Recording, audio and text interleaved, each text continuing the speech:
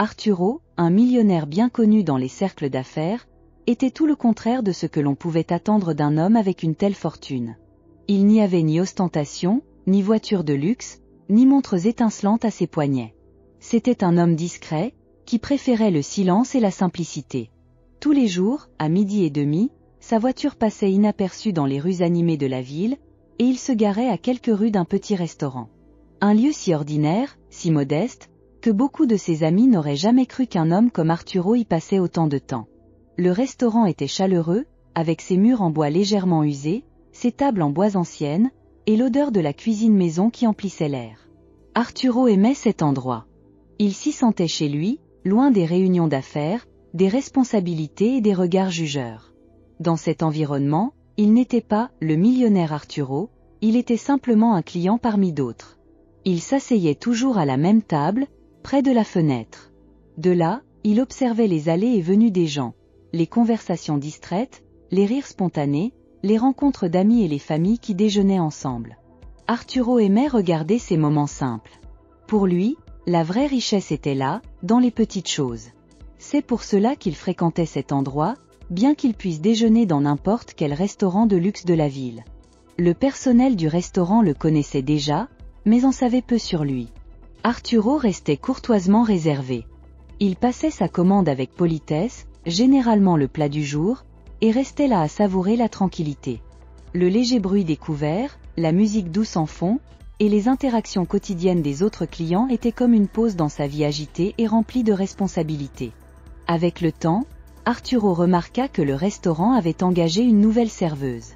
Elle était jeune, peut-être dans la vingtaine, avec des cheveux noirs attachés en une queue de cheval rapide. Elle semblait un peu hésitante, trébuchant parfois avec les commandes, mais toujours avec un sourire sincère sur le visage. Il l'observait discrètement, remarquant son dévouement à essayer de bien faire, même si elle n'y arrivait pas toujours. Arturo savait ce que c'était que de commencer en bas, de s'efforcer de bien faire les choses, et cela éveilla son empathie. C'était un homme habitué à tester les gens. Dans ses affaires, il faisait entièrement confiance à l'honnêteté et à l'intégrité. Peut-être était-ce pour cela que, malgré sa richesse, il choisissait de mener une vie simple et de s'entourer de personnes authentiques. Et ce restaurant, avec son atmosphère modeste, représentait un refuge où les gens semblaient plus sincères, loin des intérêts et des masques qu'ils voyaient tant dans le monde des affaires. Mais quelque chose chez cette jeune serveuse attira particulièrement son attention. Ce n'était pas seulement la façon dont elle servait les tables, mais aussi la manière dont elle interagissait avec les clients avec un sourire timide, presque nerveux, mais toujours sincère. Arturo ressentit une curiosité grandissante de mieux la connaître, de comprendre qui était cette personne qui, sans le savoir, apportait une sensation de familiarité à ses journées. Le temps passait, et Arturo poursuivait sa routine. Il s'asseyait, passait sa commande et observait la serveuse de loin. Il ne le savait pas encore, mais quelque chose d'important était sur le point de se produire dans ce restaurant, quelque chose qui allait complètement changer le cours de sa vie et de celle de la jeune serveuse qu'il admirait silencieusement. Et c'est lors d'un de ces jours, où l'ambiance du restaurant semblait plus calme, qu'Arturo prit une décision. Il ne savait pas exactement pourquoi, mais il ressentit le besoin de tester le caractère de cette jeune serveuse. Peut-être, au fond, était-ce plus qu'un test.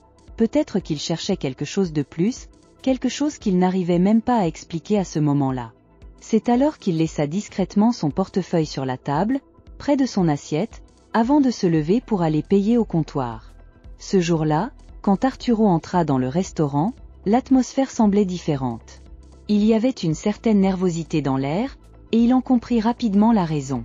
Une nouvelle serveuse se déplaçait entre les tables, visiblement inexpérimentée, avec des pas un peu précipités et des regards furtifs vers les clients, comme si elle essayait de ne pas faire d'erreur. Son nom, découvrit-il plus tard, était Cora. Cora avait commencé à travailler dans le restaurant il y a à peine une semaine. Son attitude révélait qu'elle était en train d'apprendre, s'adaptant à la rapidité du service. Elle tenait son plateau avec une attention exagérée, comme si le moindre mouvement brusque pouvait tout faire tomber. Son uniforme blanc était impeccable, mais il y avait quelque chose d'hésitant dans ses gestes, comme si elle se demandait constamment si elle faisait tout correctement. Arturo, assis à sa table habituelle, observait la jeune fille avec une curiosité silencieuse. Il avait l'œil attentif de celui qui a beaucoup vu dans la vie, mais ce qui attira son attention, ce ne fut pas l'inexpérience de Cora, mais quelque chose que la plupart des gens ne remarqueraient peut-être pas, sa véritable dévotion. Malgré les faux pas, Cora souriait sincèrement à chaque client. À chaque commande notée, à chaque plat servi, elle faisait un effort pour regarder les gens dans les yeux, pour offrir le meilleur service possible. Arturo remarqua comment elle s'efforçait d'apprendre, s'excusant lorsqu'elle faisait tomber un couvert ou se trompait dans une commande, mais sans jamais laisser son insécurité l'empêcher de continuer à essayer. Ce jour-là, c'est elle qui vint à la table d'Arturo pour la première fois. Nerveuse, avec le stylo tremblant légèrement dans ses mains, elle lui demanda ce qu'il voulait commander. Arturo répondit calmement, choisissant son plat habituel, mais il ne put s'empêcher de remarquer l'éclat de détermination dans les yeux de la serveuse. C'était comme si elle essayait de prouver quelque chose, peut-être à elle-même, qu'elle était capable de bien faire son travail, même si elle venait de commencer. En apportant la commande, elle s'embrouilla légèrement avec les verres d'eau, manquant de peu d'en renverser un, mais elle se reprit rapidement, souriant avec une légère rougeur aux joues. Arturo lui rendit son sourire, non pas de manière condescendante, mais avec la compréhension de quelqu'un qui connaît l'effort et l'anxiété d'un premier emploi. Il était déjà passé par là, il y a de nombreuses années, lorsqu'il était lui aussi jeune et inexpérimenté. Aujourd'hui, en tant qu'homme de succès, il reconnaissait la valeur de l'effort, de la persévérance et de l'envie de progresser, des qualités qu'il admirait profondément chez les autres. Pendant qu'il savourait son repas, Arturo continua d'observer Cora en silence. Il remarqua que, malgré ses petites erreurs, elle restait déterminée à s'améliorer. Chaque fois qu'un client l'appelait, elle répondait avec empressement, même si l'anxiété semblait parfois prendre le dessus. C'était comme si, au milieu de tout ce désordre, une force silencieuse guidait ses pas. Au fil des semaines, Arturo commença à remarquer davantage de détails chez Cora. Quelque chose en elle lui rappelait son propre parcours, les petits pas qu'il avait faits, ses erreurs, mais surtout son refus d'abandonner. Il voyait en elle une honnêteté rare, une réelle volonté d'apprendre. Cela le poussa à vouloir en savoir plus sur elle, à comprendre son histoire et à découvrir si cette lueur dans ses yeux était simplement due à sa nervosité ou si elle cachait quelque chose de plus profond. Il ignorait encore que Cora portait un passé qui allait le surprendre de manière inattendue.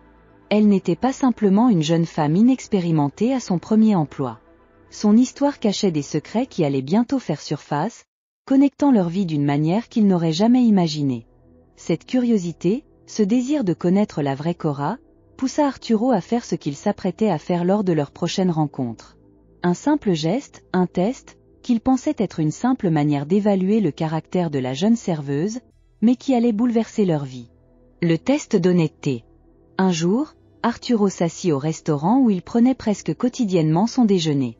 L'ambiance était paisible, avec des murmures de conversation en arrière-plan et l'odeur de plats faits maison flottant dans l'air. Il était un client régulier et était toujours servi avec courtoisie par Cora, la jeune serveuse. Mais ce jour-là, quelque chose allait changer. Arturo, qui plaçait l'honnêteté au-dessus de tout, avait planifié un petit test. Après avoir terminé son repas, il sortit discrètement son portefeuille. C'était un objet simple, en cuir noir, mais contenant une bonne somme d'argent et plusieurs cartes de crédit.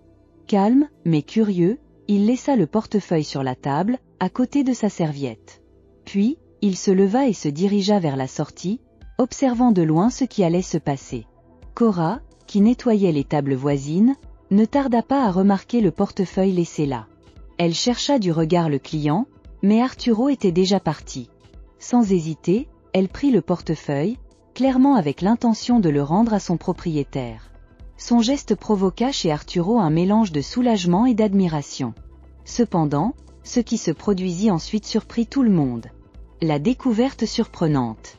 Cora, comme toujours attentive, alla en cuisine pour demander au gérant si quelqu'un avait signalé la perte d'un portefeuille. En chemin, elle l'ouvrit pour voir si elle pouvait trouver un document qui identifierait le propriétaire. Mais en ouvrant le portefeuille, elle fit une découverte inattendue. Entre les cartes et l'argent, elle trouva une petite photo, soigneusement pliée.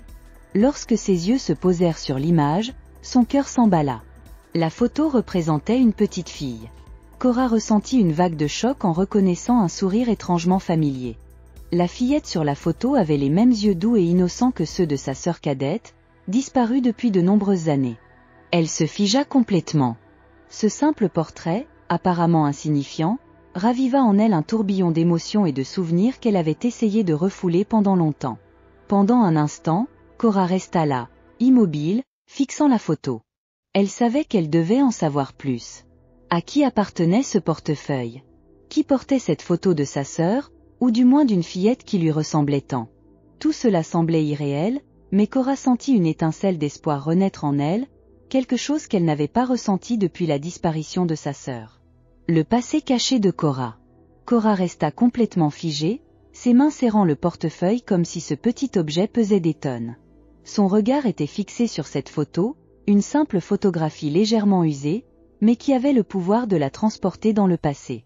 C'était comme si, à cet instant, le présent et le passé se mélangeaient, et elle pouvait entendre les sons lointains de son enfance, le rire léger de Clara courant dans le jardin, le vent dans les arbres, et le soleil brillant pendant qu'elles jouaient ensemble. La fillette sur la photo était indubitable. Les grands yeux marrons, le sourire qui semblait illuminer la pièce, les cheveux bouclés qui dansaient avec le vent. Cora n'avait aucun doute, c'était Clara. Sa sœur cadette, disparue alors qu'elle n'avait que 5 ans, laissant une cicatrice permanente dans l'âme de Cora et celle de leurs parents. La dernière fois que Cora avait vu Clara, c'était lors d'une après-midi tranquille, où elles étaient sorties ensemble pour une promenade près de leur maison de campagne. Et puis, en un clin d'œil, Clara avait disparu. Cora se souvenait vivement du désespoir de cette journée, des recherches sans fin, des cris de ses parents appelant Clara dans la forêt voisine.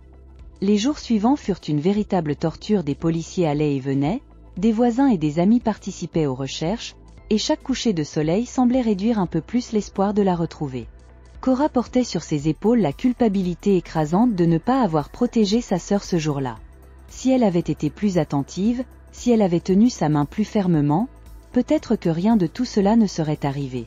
Elle se souvenait des mots réconfortants de ses parents, lui disant que ce n'était pas de sa faute, mais au fond d'elle-même, Cora se sentait toujours coupable.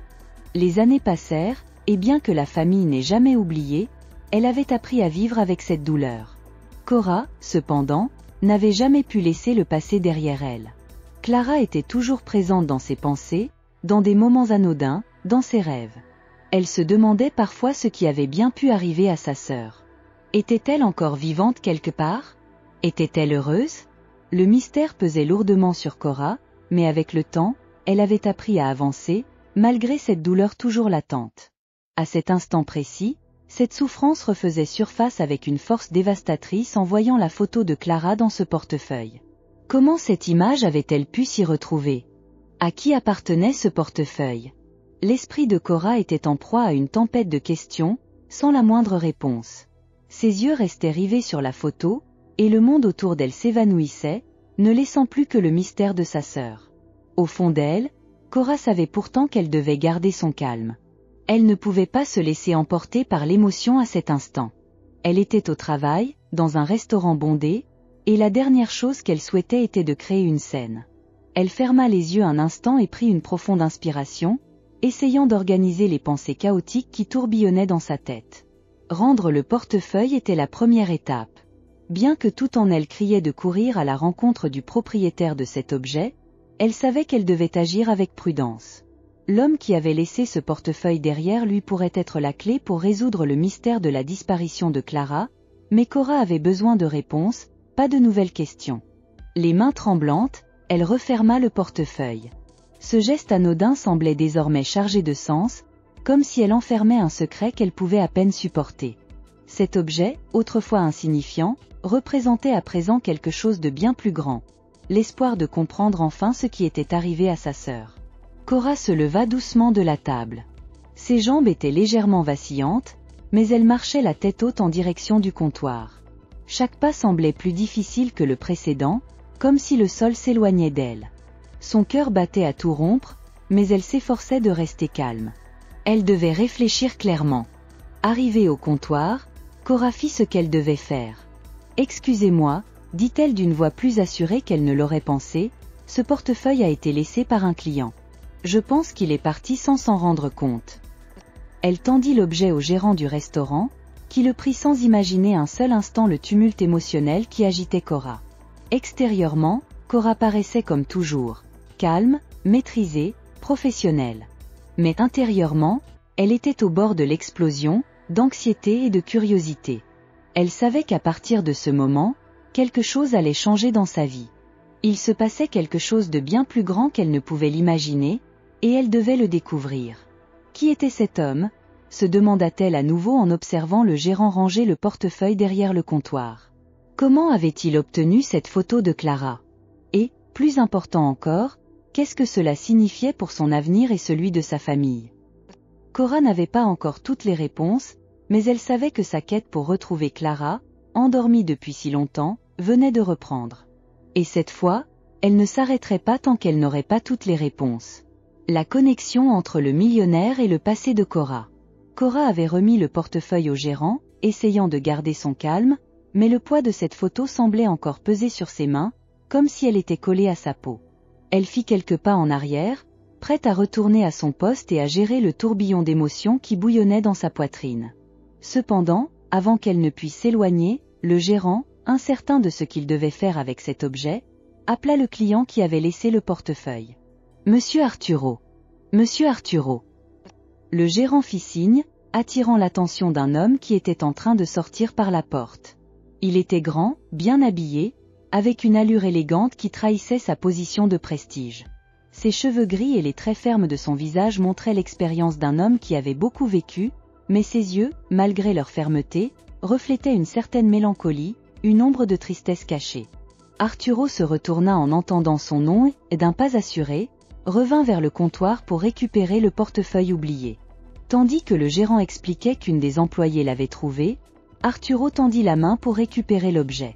C'est à ce moment-là que ses yeux rencontrèrent ceux de Cora. Cora, jusque-là discrète, ne parvint pas à dissimuler complètement le mélange d'émotions sur son visage. Quelque chose dans son expression éveilla la curiosité d'Arturo. Il fronça les sourcils, intrigué et préoccupé, avant de prendre le portefeuille. « Tout va bien, mademoiselle ?» demanda-t-il d'une voix grave mais bienveillante. Pendant une seconde, Cora ne sut comment répondre. L'impulsion de tout lui dire à propos de la photo brûlait en elle, mais son côté rationnel la retenait. Et si c'était un malentendu ? Et si cet enfant n'était pas Clara ? Les questions continuaient de se bousculer dans son esprit. Mais avant qu'elle ne puisse se retenir, elle lâcha, presque sans y penser, la photo, dans le portefeuille. La petite fille, qui est-ce ? Arturo fut visiblement surpris. Il ne s'attendait pas à cette question. Ses yeux changèrent, et l'ombre de tristesse que Cora avait perçue plus tôt sembla s'intensifier. « Pourquoi cette question ?» répondit-il, ouvrant le portefeuille avec précaution, et retirant la photo qui, pour Cora, était devenue le centre de son univers. Il regarda le petit portrait, et un profond soupir s'échappa de ses lèvres. « C'est ma fille », commença Arturo, sa voix légèrement plus basse, chargée d'émotion. « Je l'ai adoptée il y a de nombreuses années, après l'avoir trouvée seule, perdue. » Il s'arrêta un instant, comme s'il choisissait ses mots avec soin, chaque mot étant lourd de sens. Le cœur de Cora s'emballa. « Perdue ?» répéta-t-elle, incrédule. Elle sentait sa respiration s'accélérer, et le sol semblait s'éloigner sous ses pieds. Arturo continua, sans remarquer l'agitation de Cora. « Oui, dit-il. Elle était très jeune quand je l'ai trouvée. Elle était seule dans un parc, sans personne autour. J'ai attendu pendant des heures, espérant que quelqu'un viendrait la chercher, mais personne n'est venu. Je l'ai donc emmenée aux autorités, mais il n'y avait aucun dossier, rien. Alors, ma femme et moi avons décidé de l'adopter. » Arturo tenait la photo avec tendresse, comme si cette image représentait un lien précieux entre lui et sa fille. Elle a apporté tellement de joie dans nos vies. Pendant qu'Arturo parlait, Cora avait du mal à croire ce qu'elle entendait. Tout semblait concorder. Clara avait disparu à l'âge de 5 ans, exactement l'âge de la petite fille que décrivait Arturo. Le sentiment qui l'envahissait était accablant. Son cœur, auparavant serré par la tristesse, battait maintenant avec un mélange d'espoir et de peur. « Et son nom ?» demanda Cora, la voix tremblante. « Quel est son nom ?» La réponse était cruciale. Cela pouvait confirmer ou anéantir définitivement ses soupçons. Arturo la regarda avec curiosité, comme s'il percevait quelque chose derrière cette question. « Son nom est Isabella », répondit-il avec un sourire doux en prononçant ce prénom qu'il aimait manifestement. « Nous l'avons appelée ainsi après l'avoir adoptée. Elle ne se souvenait pas de son vrai prénom, ou du moins, elle n'en a jamais parlé. Cora ressentit un mélange de soulagement et de désespoir en entendant ce nom. Ce n'était pas Clara, mais cela signifiait-il quelque chose? Et si Clara ne se souvenait tout simplement pas de son propre prénom après tout ce temps? Ou peut-être utilisait-elle un autre nom pour oublier son passé? Arturo observait désormais Cora avec attention, remarquant sa confusion et le choc sur son visage. Pourquoi posez-vous cette question? Vous la connaissez? Cora prit une grande inspiration. C'était le moment de tout révéler. Son corps tremblait légèrement alors qu'elle essayait d'organiser ses pensées, luttant pour ne pas montrer le désespoir qui l'envahissait. La petite fille sur la photo, elle ressemble beaucoup à ma sœur cadette. Clara a disparu quand elle avait 5 ans.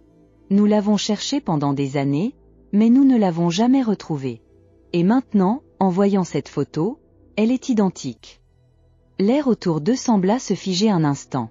Arturo resta silencieux, absorbant ce que Cora venait de dire.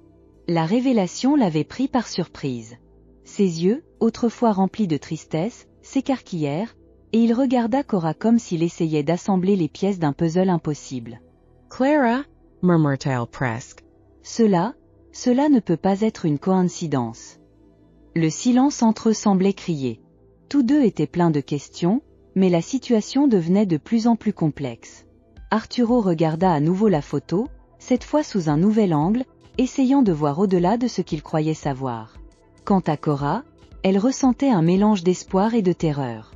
Cela pouvait-il être vrai? Clara pouvait-elle être vivante, menant une vie complètement différente, adoptée par une famille qui ignorait tout de la recherche désespérée qui avait eu lieu? Arturo, encore sous le choc, posa doucement sa main sur le bras de Cora. « Je pense que nous devons parler, » dit-il avec sérieux. « Nous devons découvrir la vérité. » Cora hocha la tête. Tout était sur le point de changer.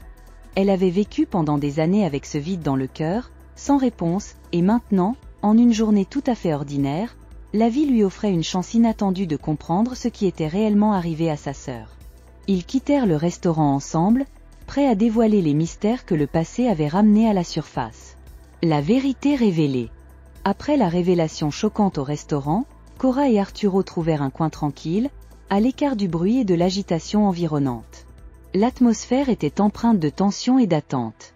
Cora était perdue dans ses pensées, tandis qu'Arturo, toujours en état de choc, tentait de comprendre l'ampleur de la situation. Le monde semblait s'être rétréci, se concentrant uniquement sur la possibilité que Clara, la sœur disparue de Cora, puisse être la même fille qu'Arturo avait recueillie des années auparavant. « Penses-tu vraiment que Clara est Isabella ?» demanda Cora, sa voix tremblant sous l'effet du mélange d'espoir et d'anxiété. Son cœur battait à tout rompre, et son esprit vagabondait dans toutes les directions. L'idée que sa sœur puisse être vivante et en bonne santé, même si elle avait été adoptée par une autre famille, la remplissait d'une émotion qu'elle n'avait jamais ressentie auparavant. C'était comme si un voile avait été levé, révélant un monde qu'elle croyait perdu. Arturo, en plongeant son regard dans celui de Cora, vit la douleur et l'espoir mêlés dans ses yeux. « Je ne sais pas, mais nous devons le découvrir, » répondit-il, sa voix ferme malgré l'émotion qui l'étreignait. Il avait toujours cru que l'honnêteté et la vérité étaient essentielles, non seulement dans les affaires, mais dans la vie. Et maintenant, ce principe le guidait dans une nouvelle direction, une direction qui pourrait changer leur existence à tous les deux. « Nous devons enquêter, » proposa Cora, une lueur de détermination illuminant son visage. « Si Clara est réellement avec vous, nous devons savoir ce qui s'est passé, comment elle est arrivée entre vos mains. Nous devons comprendre toute cette histoire. » Arturo acquiesça, son visage devenu sérieux. « Je l'ai trouvée seule dans un parc, mais je ne sais rien de son passé avant cela. La seule chose que je sais, c'est qu'elle semblait tellement effrayée, tellement perdue. Ma femme et moi l'avons adoptée parce que nous pensions qu'elle avait besoin d'un foyer, mais nous n'avons jamais su ce qui était arrivé à sa famille. » À chaque mot qui sortait de ses lèvres, Cora sentait son cœur se remplir d'espoir. Les souvenirs de son enfance, lorsque Clara était sa meilleure amie, refirent surface, plus vifs que jamais. Elle se rappela comment elle jouait dans le jardin, comment Clara la suivait toujours, impatiente de l'imiter en tout. Le lien qu'elle partageait était indestructible, et maintenant, il semblait que les pièces de ce puzzle complexe commençaient à s'assembler. Nous devrions chercher des dossiers, quelque chose qui pourrait nous donner des indices sur ce qui s'est réellement passé, dit Cora, la détermination grandissant en elle. Si Clara a été retrouvée perdue, il doit y avoir des documents. Peut-être que nous pourrions découvrir qui l'a emmenée et pourquoi. Arturo acquiesca. C'est une bonne idée. Le premier pas serait de vérifier avec les services sociaux, les autorités qui se sont occupées d'elle après son sauvetage. Il pourrait avoir des informations qui nous aideraient à comprendre comment elle s'est perdue et comment elle est arrivée jusqu'à moi.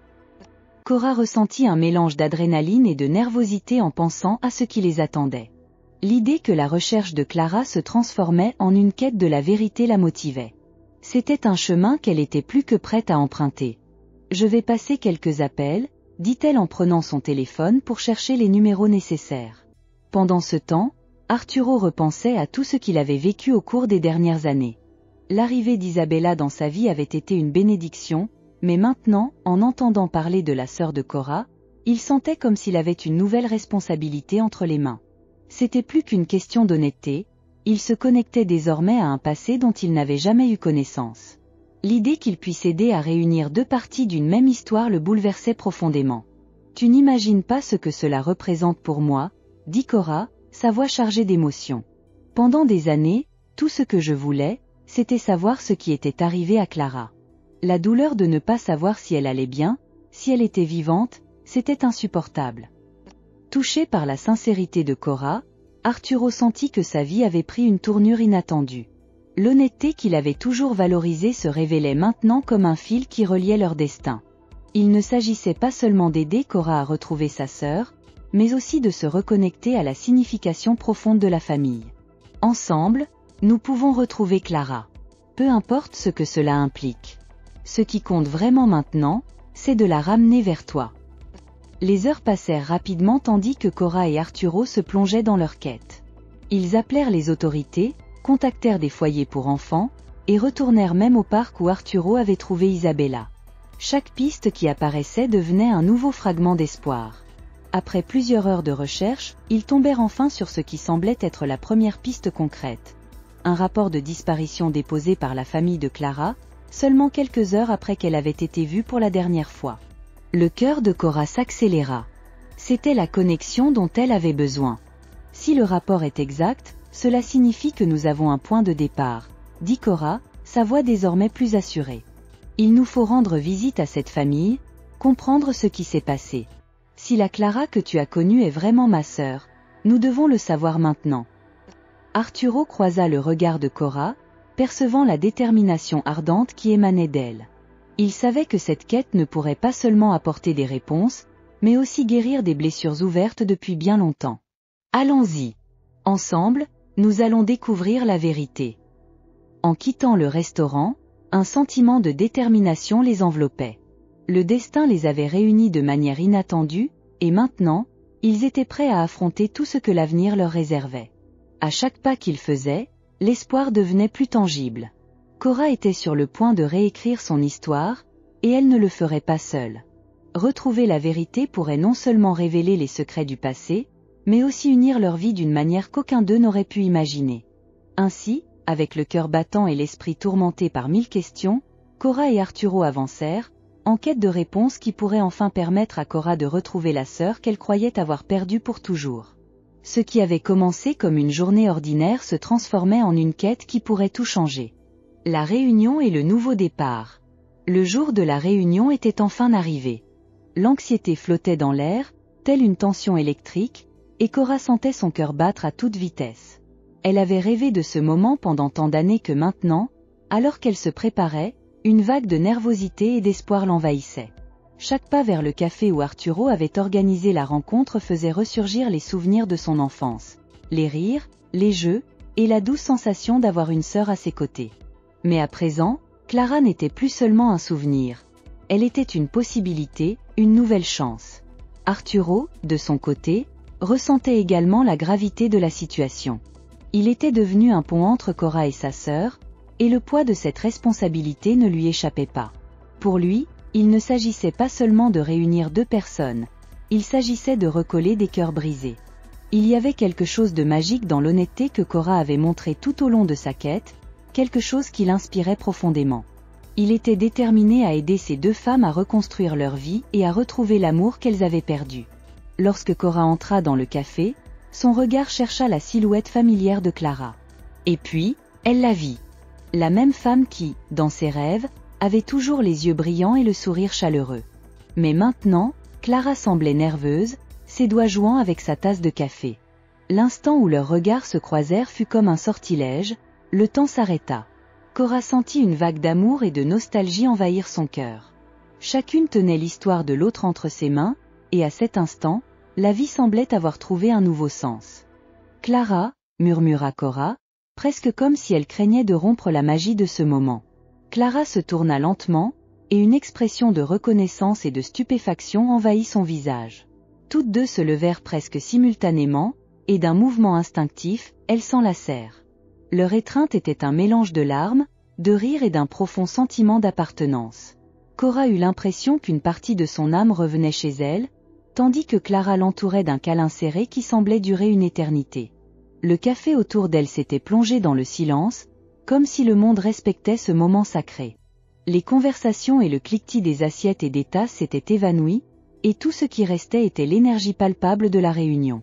Lorsqu'elles se détachèrent enfin, toutes deux avaient les yeux remplis de larmes, mais aussi une lueur d'espoir qui commençait à naître entre elles. « Je n'ai jamais pensé te retrouver un jour, » dit Clara, d'une voix tremblante, tout en essuyant une larme qui coulait sur sa joue. « Je pensais t'avoir perdu pour toujours. » Cora sourit, encore en train de s'imprégner de la réalité de cette rencontre. « J'étais si perdue sans toi.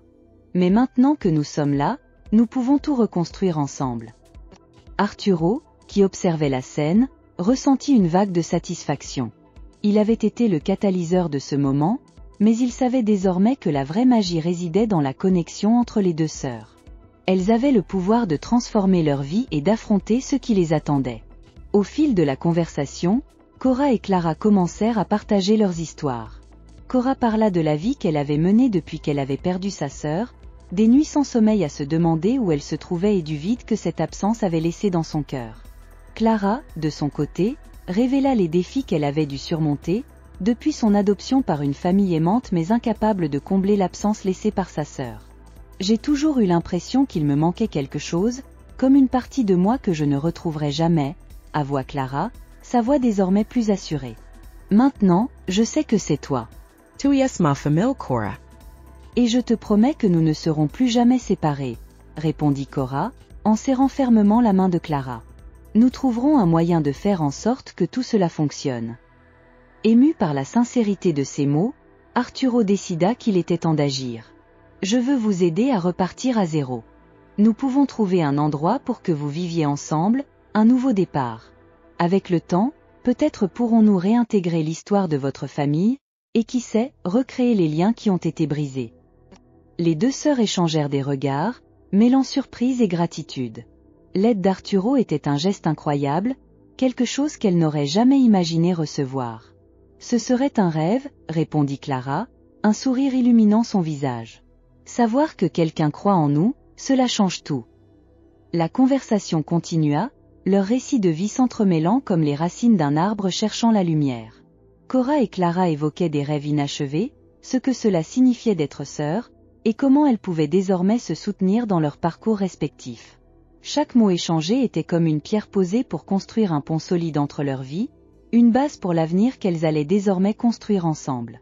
Alors que le soleil se couchait à l'extérieur, colorant le ciel de nuances d'orange et de rose, Cora et Clara commencèrent à faire des plans. Elles voulaient rattraper le temps perdu, explorer les souvenirs d'enfance qu'elles chérissaient tant, et surtout, créer de nouvelles histoires qu'elles pourraient raconter dans un avenir qui semblait désormais plus radieux. Arturo, les observant, sentait son cœur réchauffé par la joie des deux sœurs. Il savait que leur voyage ne serait pas facile, de nombreux défis se dressaient encore devant elles. Mais il savait aussi que l'honnêteté, la détermination et l'amour étaient les clés pour surmonter tous les obstacles. Cora, remarquant que la lumière du jour faiblissait, dit « Retrouvons-nous demain. Nous pourrons planifier la prochaine étape et donner vie à cette nouvelle existence que nous désirons tant. » Clara hocha la tête, une lueur de détermination dans les yeux. « Je suis prête à tout recommencer. Maintenant, je sais que je ne suis plus seule. » Arturo, se sentant désormais partie prenante de cette nouvelle histoire, sourit. Ce qui avait commencé comme une simple recherche de sœurs s'était transformé en une mission plus grande, une nouvelle opportunité de famille et d'amour. Il était prêt à faire tout ce qui serait nécessaire pour soutenir Cora et Clara dans leur voyage. En quittant le café, les sœurs marchaient côte à côte, discutant joyeusement de l'avenir. Le lien qui les unissait était plus fort que jamais, et Arturo les suivait de près, le cœur empli de satisfaction. Il savait que, ensemble, ils pourraient construire un nouveau départ, et que l'honnêteté dont Cora avait fait preuve n'était que le premier pas d'un chemin prometteur, rempli d'amour, de découvertes, surtout, de retrouvailles. La vie de Cora et Clara, deux chemins, une famille.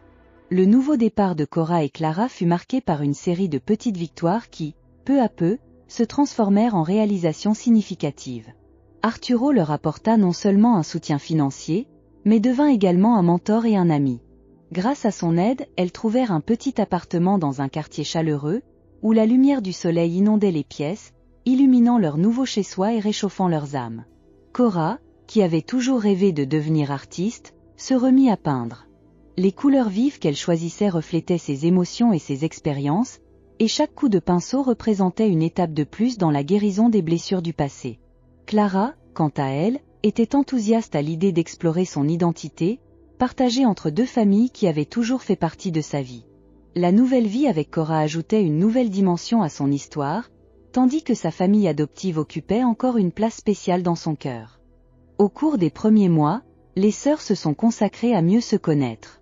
Ensemble, elles ont redécouvert les plaisirs simples de la vie, comme faire les courses au marché local, cuisiner ensemble et passer leur soirée à discuter de leurs espoirs et de leurs rêves. La connexion entre elles grandissait chaque jour, et la douleur de la séparation semblait enfin se dissiper.